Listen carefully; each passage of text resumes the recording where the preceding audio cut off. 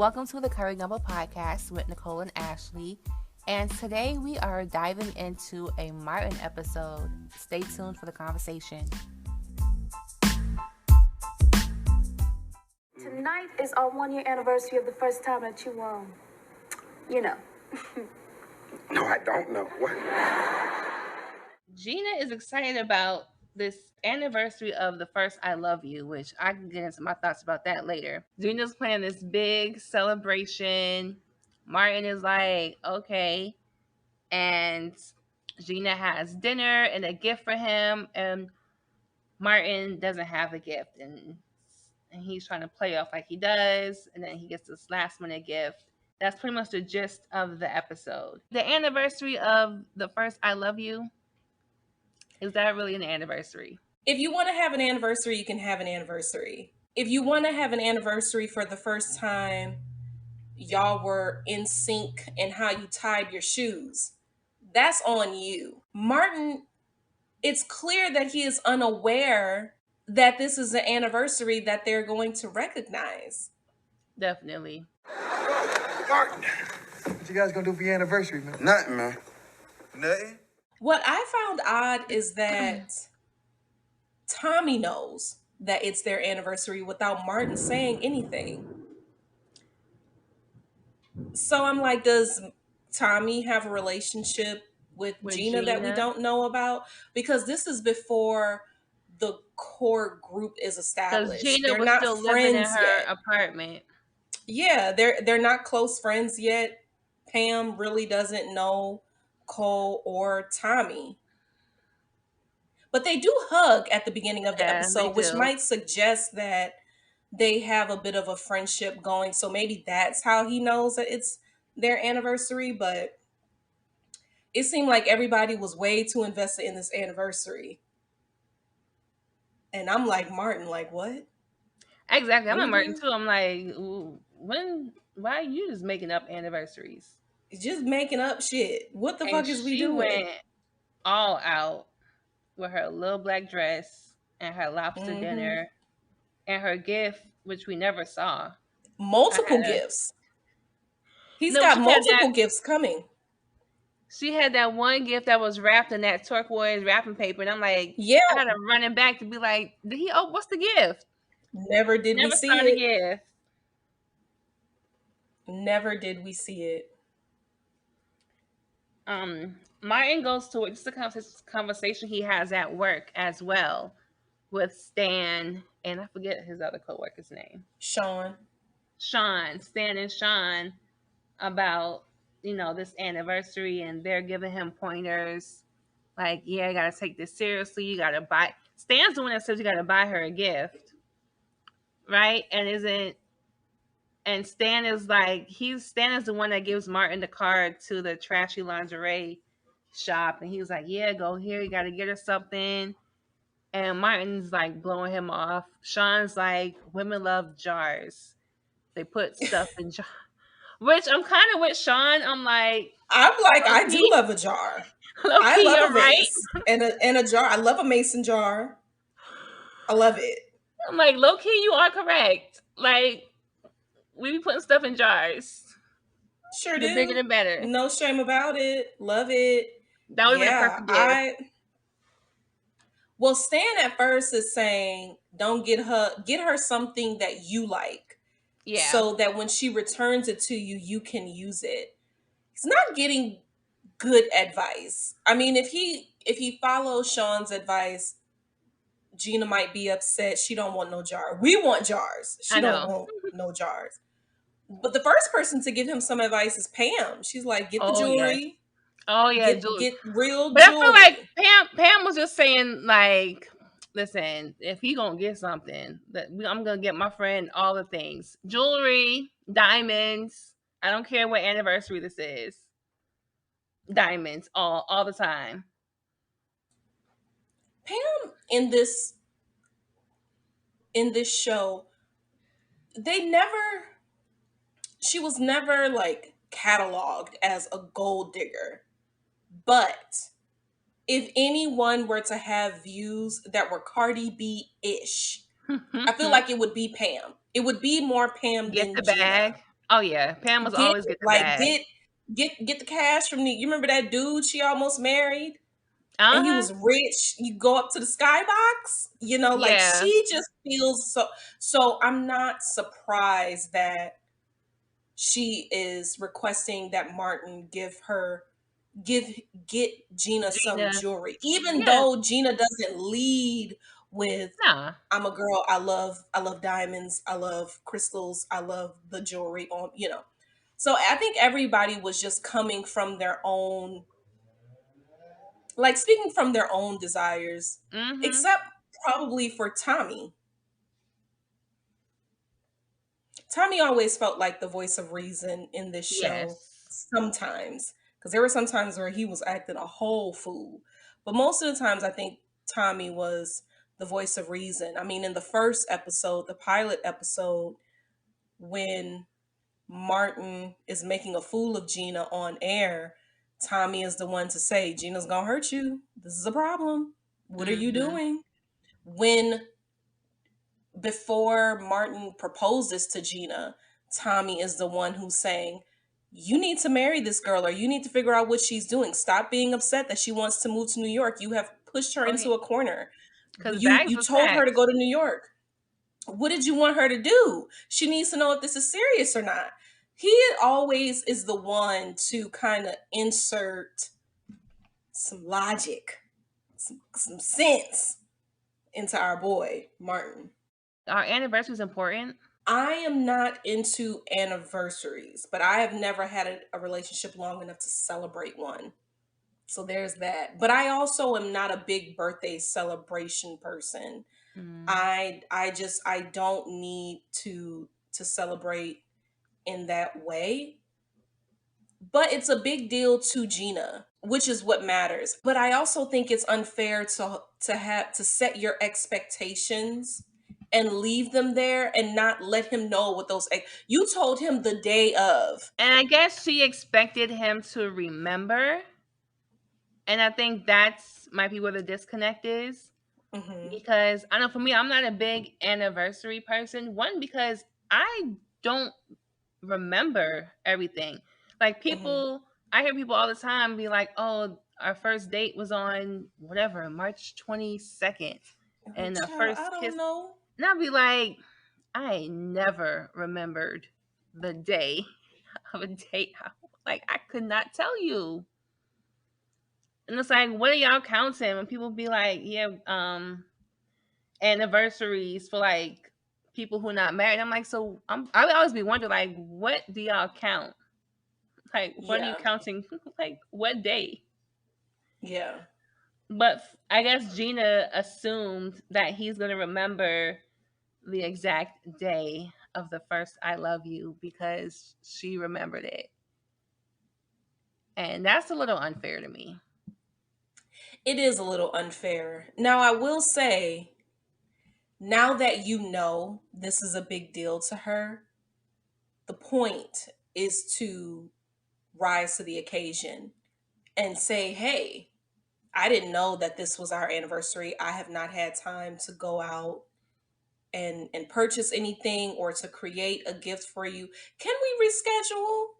Can we reschedule this? No, because it's today. Because when we Martin was is like, "Let's open the gifts tomorrow," she said, "Nope, tomorrow's not the day. Today is the day." But he did so under like he He was didn't playing provide it. yeah, he was playing games, he was lying, he was acting as if he had the gift when you know you didn't, you Mm-hmm. know that you didn't. So I just, but also if he had been honest with her, how would she have received that? She would have Because been mad that he don't remember the first time, the first "I love you." She was like, "You don't remember? You don't remember?" child, My and question to Gina you're gonna get is, over it. are we having lobster dinners every month? Because last month was the first date. This month, the first "I love you." Next month, gonna Okay, be just plan a date night just be like the 15th of every month we have a lobster it's dinner. something. Martin was a talk radio host. Yeah. Is that the old school podcasting, do you think? You A know what? I was podcaster just talk. thinking he was a podcaster. Exactly. Of course he was a podcaster. Did you ever listen to AM radio? Nope. You never listen to like NPR? I listen to the podcast now, but no. Okay. I started listening. I've never listened to straight AM radio out other than NPR. Mm-hmm. And but wouldn't that have been so nice? And I think a lot of people before the podcast game, it probably was AM radio. And then do you remember like Sirius XM? And then like Jamie Yes, Foxx had a radio station, and but a lot like of people did, but I never participated. Like I knew it was there, I just never went there. yeah. And so I'm assuming that it's kind of like Angie Martinez, Breakfast Club, Big Boy, we Angela play Yee music. said she was doing lip service on Sirius Radio like 10 years ago. See, you know what I'm saying? So I think you play music. You play music, but we are privileging the conversations. We're privileging Oh yeah, it's like interviews. you don't go for music. Like I mean, think back in the day, people turned the radio on to hear what the music was. Mhm. But these particular shows, even now, like with the Breakfast Club, like I turn the Breakfast Club on like in the morning when I'm driving Mia to school, but to listen to the show, like I'm not listening for what they playing before commercial breaks. It's so interesting because I don't listen to the Breakfast Club in the car, I go to their YouTube page and I watch the Yeah. interviews. Only So the because way, I'm out in the morning. That's the yeah. only, if I did not have to drive this girl to school every day, I would not. I've never heard him discuss why they chose to make him a radio host, but it does seem fitting. For like in Seinfeld, I believe Seinfeld was a He was stand-up a comedian, comedian, like that yeah. was his job. Same thing with Louis C.K. I think that was his job. Martin is not a stand-up comedian. He's not doing that. So, but I think Yeah, that's him interesting. to be it's fitting for him to have a job that involves talk. And then later in the season, he was a talk show host. Word on the street. So that is interesting that because we never see that occupation a lot in TV. Like I'm so tired of the lawyer. If I see one black show that has a lawyer, especially a black female lawyer, I'm just like, please get another occupation. Please. Everybody's a lawyer. I would love to see more radio hosts. That would be fun. A radio host. Do you watch that new Hulu show? Nope. Everything is Trash. Yeah. So she's a podcast host. In On the the new show? Sex on the show, she has a podcast. In Sex in the City, the new chapter of Sex in the City, and just like that, Carrie is like co-hosting a podcast. See, now that makes sense for Carrie because she was a writer. Mm-hmm. So it makes sense for her to go from, writing, or I want to call her blogging. She was in the columns to like, that seems more in Carrie's lane. Yeah. She was, especially since she was like love, social criticism type thing. Yeah. That makes a lot of sense for her. But I think we see it more because now everybody has a podcast. Like every athletes, rappers, people who don't make their living rapping and singing have podcasts. Mm-hmm. Now I don't know how I feel about that. I just, I feel like everyone, there's room for everyone. But sometimes I wonder if some of these like media companies are giving these entertainers these shows when you could give it to people who want to have podcasts. Sometimes I think, if this singer who is doing this podcast, if their career just flipped and they were Beyonce-esque, would they still be doing that podcast? No. Would they? No. So, but that, I guess that's not, that doesn't qualify, or that's not a fair measurement of whether or not someone wants to be here. But sometimes I just feel like, hey, give podcasters a chance. It's the way I feel about like people casting rappers and singers in movie roles and looking over trained actors just because y'all want this other known entertainer in this role. No, they do it because just to because they know they will get people watching. They get if it's a theater, movie tickets, they get what you call it, seats in the theater, clicks on the app. Like that's what it's not because they're great. They know they're not great. And sometimes that is to the detriment of the film, because there are some things I'm like, they shouldn't have been. They didn't. There's no reason Diddy should be playing in any Lorraine Hansberry play at no. He tried his best. Nope. All the black actors we got. He said he wore cheap underwear to prepare for the role. That was his preparation. Okay. Wearing cheap underwear. Child. Okay. Bye. But that was a time when Diddy felt like he can just he did everything. He ran a marathon. He just wanted to try different stuff. Another thing I noticed in this episode that I've also noticed in these other 90s movies that we've been reviewing, all them damn dolls in Gina's house. I'm just like, was this a thing in the 90s? Because we saw it in Waiting to Exhale. All them damn dolls in Leela Rashawn's house, in her bedroom. We saw it in Boomerang. She had all them damn stuffed animals on her bed. And I'm just like, all these grown women with all these damn dolls in their bed, like, is that really a thing? Because it's happening too many times for it not to be a thing.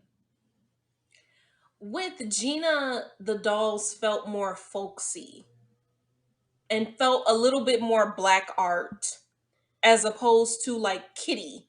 But it was a lot. It is a lot. I can see like, one. Well, and plus they were not on her bed. They were in a display, like they were on a bookshelf, which made it feel like, okay, this is an art piece as opposed to I'm sleeping with this little baby at night. It didn't. Homegirl in Boomerang, the shit felt childish to me. It felt very childish to me. With Gina, it felt like, I want to know who made these dolls. And I want to know the story behind these dolls. Like, can we talk about this? It felt more like an art piece to me. I can see if there was like one or two, but there's like a lot. If they were Barbies, I would be disgusted. Like, why you got Barbies in your living room? Yeah. But I thought that was interesting with her candles. Yes, so Gina's in her apartment with Martin. Martin is trying to figure out how he gonna get this girl a gift because he ain't get no gift. And so, of course, she's mad because she realizes he ain't got no gift for this silly anniversary. Martin goes to the trashy lingerie shop that Dan suggested. How about these beautiful French lace panties? Oh, you just don't see beautiful crotches like this anymore. We think he's buying lingerie. Martin comes back with the trashy lingerie box. Gina is like, what? Trashy lingerie? Who do you think I am? And then she opens it.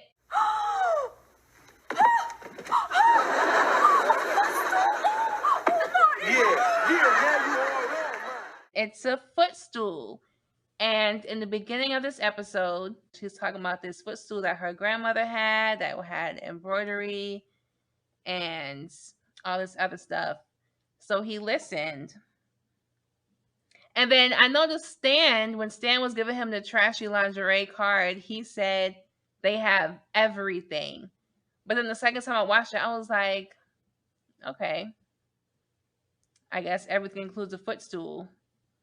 Or whatever you need. So Stan's advice kind of worked out in a way. Gina is in love with this footstool. She's happy. And Martin is a good boyfriend because he's listened.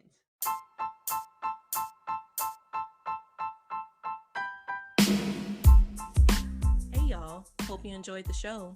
Hit us up on Instagram at Curry Gumbo. Hope to see you next week. Bye.